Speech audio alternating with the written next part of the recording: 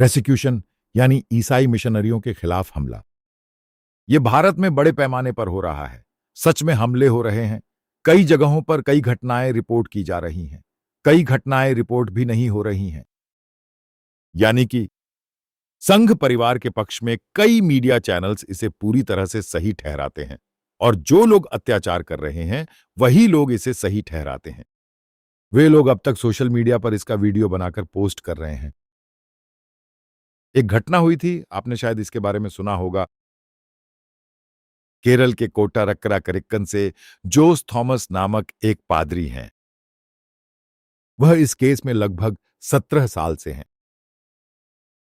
उत्तर प्रदेश के बलिया जिले में सिकंदरपुर नामक स्थान पर उनकी मिशनरी गतिविधियां हैं। वहीं एक चर्च भी है। वहां के दलितों में से 90 या 95% लोग उसमें भाग लेते हैं। उन्हें बजरंग दल ने निशाना बनाया है। यानी शिकायतकर्ता कौन है यह पुलिस भी नहीं बता रही है। मतलब जबरन धर्मांतरण करवाने का आरोप लगाकर इसी जोस थॉमस को रविवार को उस चर्च में जब प्रार्थना चल रही थी उसी समय पुलिस आती है, गिरफ्तार करती है।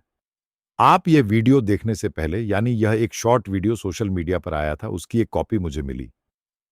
उसके अंदर आप देख सकते हैं इस जोस थॉमस के हाथ से ये पुलिस वाले 2 या 3 बैग्स में क्या ले जा रहे हैं। यानी वहां ग्ली की किताबें हैं। इसी तरह वहां के स्थानीय लोगों को शिक्षित करने के लिए हिंदी में कार्यक्रम भी हैं। जोस थॉमस की सबसे बड़ी गलती यही है कि उन्होंने लोगों को सिखाया नहीं, उन्हें जागरूक नहीं किया। इस लिहाज से आपको यह वीडियो देखना चाहिए।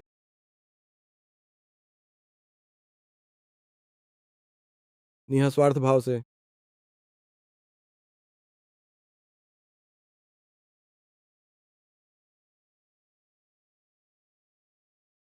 यह आपके लिए एक महत्वपूर्ण दस्तक है। अब अपना पंजीकरण जल्द से जल्द पूरा करें।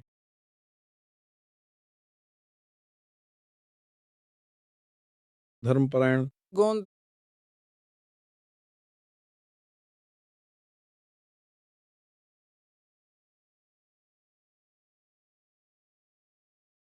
रामायण सच्चे प्रेम का एक भ्रम। ठीक है।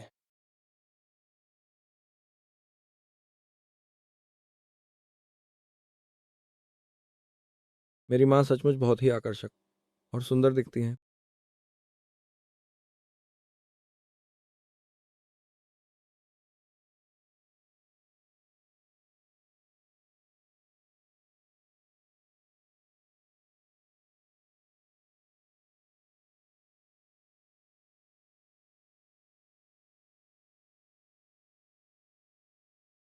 आदरणीय सरभान जी, मैं आपसे कुछ कहना चाहता हूँ।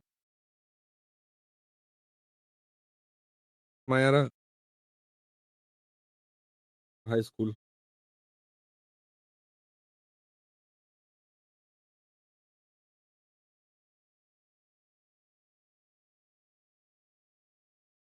क्या आप मुझे बता सकते हैं कि आदरणीय सत्यन सर इस समय कहाँ पर उपलब्ध होंगे? मैं उन्हें काफी समय से यहाँ वहाँ ढूंढने की कोशिश कर रहा हूँ।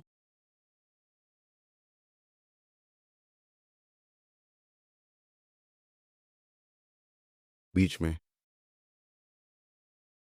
ये माँ के सुरक्षित और नरम गर्भ के समान है।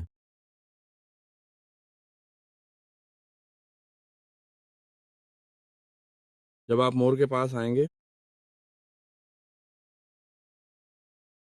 इसीलिए ये एक अच्छा विचार है।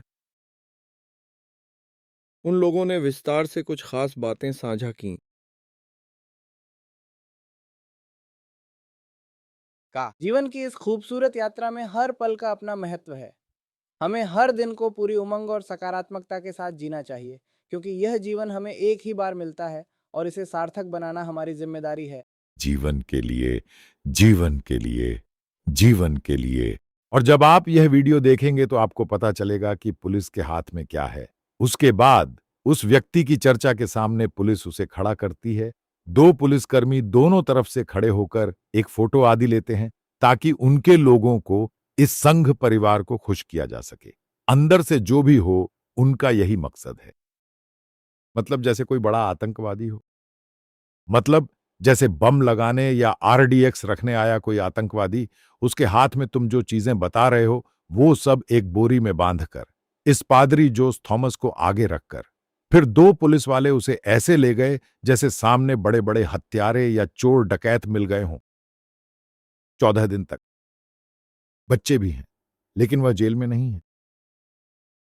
अब मैं अगला वीडियो दिखाने से पहले आपको समझना चाहिए कि इन ईसाई मिशनरियों और इन लोगों के खिलाफ इतनी कार्रवाई क्यों की जा रही है। ये जो हो रहा है, ये वीडियो राजस्थान में हो रहा है।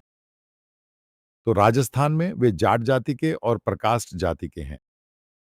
एक व्यक्ति स्कूल शिक्षक है। यह स्कूल बिल्कुल पास ही स्थित है।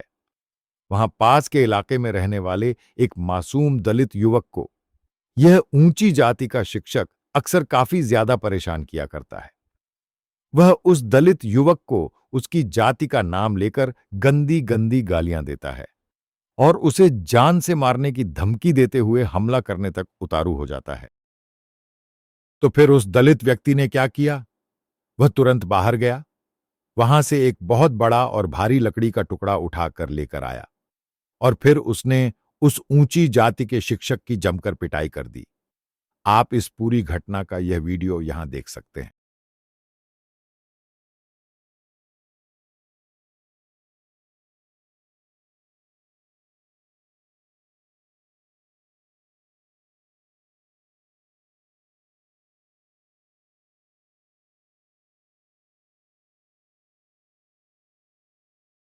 यही इन लोगों के साथ हुआ।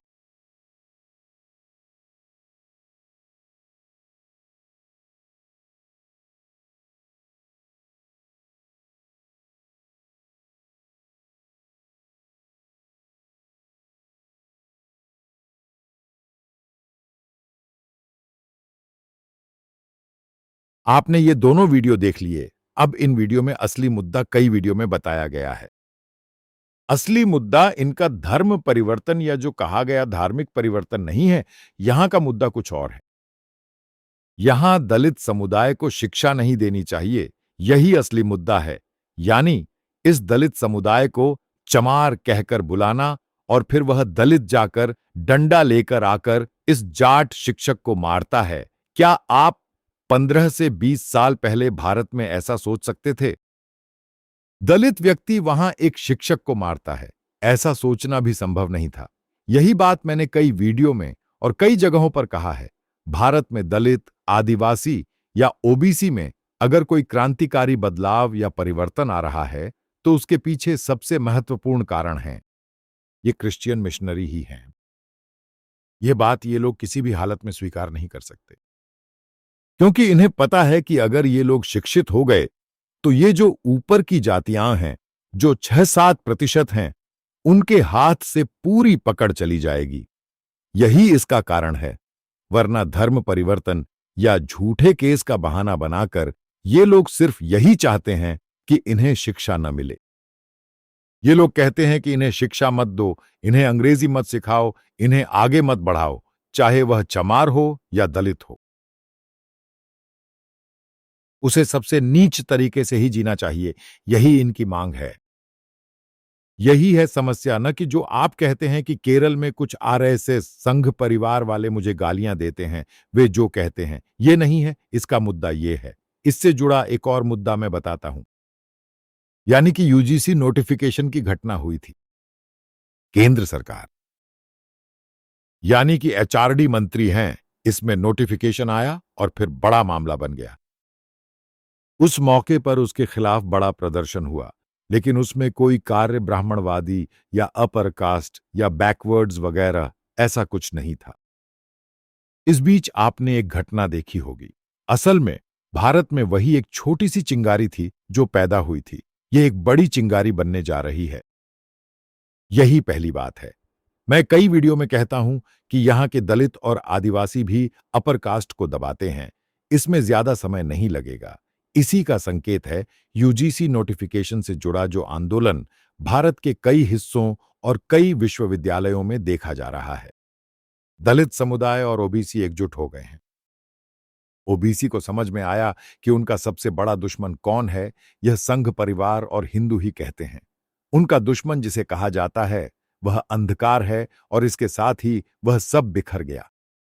इसीलिए वे सब एकजुट होकर अब कह रहे हैं कि चाहे जैसे भी हो, यह यूजीसी नोटिफिकेशन लागू होना चाहिए, यानी सरकार को इसे लागू करना चाहिए। सुप्रीम कोर्ट का स्टे वापस लेना चाहिए। यही असली मुद्दा है। आप सोचकर देखिए, 20 साल पहले क्या आपने कभी सुना था कि दलित और आदिवासी इसी तरह भारत के किसी भी विश्वविद्यालय में प्रदर्शन कर रहे हैं? रोहित वेमुला जैसे छोटे मुद्दे पहले आपके सामने आते थे, लेकिन आज ऐसा नहीं है, क्योंकि वे शिक्षित हैं। असली समस्या क्या है? जैसे कि मान लीजिए, भारतीय रेलवे के किसी जोन में कुछ पद निकलते हैं। इन वैकेंसीज के संबंध में पहले के समय में ये 50 वैकेंसीज आती थीं। इनमें आरक्षण, ओबीसी आरक्षण जैसी चीजें होती थीं। उसमें जारसर, आदिवासी आदि भी शामिल होते थे। इन 50 या 100 वैकेंसीज में इन आदिवासी और दलितों में से पढ़े लिखे लोग आवेदन करने के लिए नहीं होते थे। यानी अगर ये रेलवे हो या कोई भी पीएसयू हो, वे क्या करेंगे? ये जनरल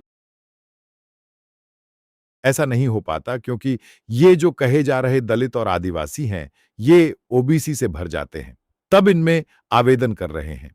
इसी वजह से जो कहे जा रहे अपर कास्ट है, उनकी नौकरी चली जाती है, उन्हें भारत में नौकरी नहीं मिलती। आपने मेरी बात छीन ली। आने वाले 10 या 15 सालों में भारत में जो अपर कास्ट कहलाने वाले समुदाय हैं, उन्हें भारत में कई जगहों पर नौकरी नहीं मिलेगी। उनका वर्चस्व और प्रभुत्व भी खत्म हो जाएगा। इसका मुख्य कारण क्या है? उन्हें बुनियादी शिक्षा और स्वास्थ्य सुविधाएं नहीं मिलती। अगर स्वास्थ्य की बात करें, तो अगर वह स्वस्थ नहीं रहेगा, तो वह जीवित भी नहीं रह पाएगा। ये जो पादरी लोग या जो भी ईसाई मिशनरी लोग हैं, वे निश्चित रूप से मलयाली ही हैं। इन्होंने पहले से ही पहल करके मदद की, इसलिए इन्हें शिक्षा मिली, इन्हें ज्ञान मिला और आगे पढ़ाई करने का मौका मिला। यही है यहाँ की समस्या। ऐसा कहा जाता है, इसे किसी भी तरह से नष्ट करना, या यही है जो ये तथाकथित अप्रकाष्ट, ये तथाकथित ठाकुर, ये तथाकथित बजरंग लोग चाहते हैं। उनके नेतृत्व की यही आवश्यकता है। यही है जिसे गेम कहा जाता है, यही है जिसे फाइट कहा जाता है। सवाल यह है कि यह फाइट कैसे आगे बढ़ेगी। पूरे भारत में यह फाइट होगी, यह फाइट पूरे भारत में फैल जाएगी, क्योंकि समुदाय शिक्षित होता जा रहा है और वे अपने अधिकार मांगेंगे। अब उन्हें छूना संभव नहीं है। इसी वजह से कई हिंदू सम्मेलनों में, यानी ऊंची जाति के सम्मेलनों में भी अब अंबेडकर की तस्वीर नीचे रखी जाती है। अंबेडकरवादी भी वैसे ही हैं, और भीमसेना का लुक, बड़े भीम मीम्स, ये सब अब एक बड़ा आंदोलन बनने जा रहा है। निश्चित रूप से वे इसका कड़ा जवाब देंगे। भारत के हर कोने में एक जवाबी प्रतिक्रिया होगी, मैं इसकी गारंटी के साथ कह सकता हूं। इसके साथ ही ऊंची जातियों का वर्चस्व भारत में खत्म हो जाएगा। यह संघ परिवार के लिए एक विभाजनकारी भावना बन जाएगी। यही आरएसएस का सबसे बड़ा डर है, क्योंकि वे नहीं चाहते कि ये लोग शिक्षित हों। अगर ये लोग शिक्षित हो गए, तो इनका वर्चस्व भी खत्म हो जाएगा। यही इसकी असली वजह है। ये जो मैं कह रहा हूं, वह कोट्टारक्करा क्रिकत्तु जोश की बात है। इसी तरह कई लोग दीवारें खड़ी कर रहे हैं। लेकिन इस तरह का उत्पीड़न और ऐसी ही परिस्थितियां जब भी पैदा होती हैं, इतिहास यही सबसे बड़ा सच बताता है। यही आंदोलन है। इसका 1000 गुना ज्यादा असर होगा, और यही बात है जो थॉमस इस मुद्दे में बता रहे हैं। इनमें से सभी लोग गरीब थे, दलित थे, पिछड़े वर्ग से थे। उन्हें शिक्षा दी गई, उन्हें सुसमाचार सुनाया गया, उन्हें उनके अधिकारों के बारे में बताया गया, उन्हें दाएं और बाएं हाथ का इस्तेमाल करना सिखाया गया, उन्हें बताया गया कि वे कौन हैं, इसमें क्या गलत है। सबसे पहले इंसान को प्यार करना सीखना चाहिए, लेकिन भारत में स्वभाव के अनुसार इस कहे जाने वाले सनातन धर्म में भी इंसान से प्रेम करना नहीं सिखाया जाता। तब जो लोग इंसान से सबसे ज्यादा प्रेम करना सीखने का दावा करते हैं, वही लोग इंसान के साथ सबसे ज्यादा क्रूरता करते हैं। उनका मनोरंजन इसी की सीमा रेखा खींचने जा रहा है।